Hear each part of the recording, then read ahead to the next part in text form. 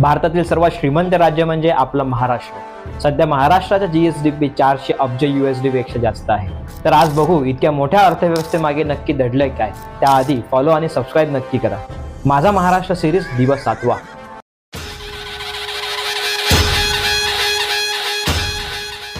मुंबई महाराष्ट्राची राजधानी आणि भारताची आर्थिक राजधानी आहे। महत्त्वाच्या बँका, आर्थिक संस्था, भारताचा सर्वात मोठा आणि आशियातील सर्वात जुना शेअर बाजार मुंबईत आहे। चित्रपट टेलिव्हिजन प्रोग्रामच्या निर्मितीचा विचार केला असता मुंबई हे भारतातील अग्रकेंद्र आहे, ज्यामुळे स्पष्ट होते की मुंबई महाराष्ट्राच्या अर्थव्यवस्थेत किती महत्त्वपूर्ण आहे। आज क्रिएटिव्ह इंडस्ट्रीचा विचार केला असता केवळ मुंबईच नाही तर संपूर्ण महाराष्ट्रच आर्किटेक्चर, ॲडव्हर्टायझिंग, फॅशन याबाबत रोजगार आणि उत्पन्नाच्या बाबतीत अग्रेसर ठरत आहे। भारताच्या GDP मध्ये महाराष्ट्राचा 15% वाटा आहे।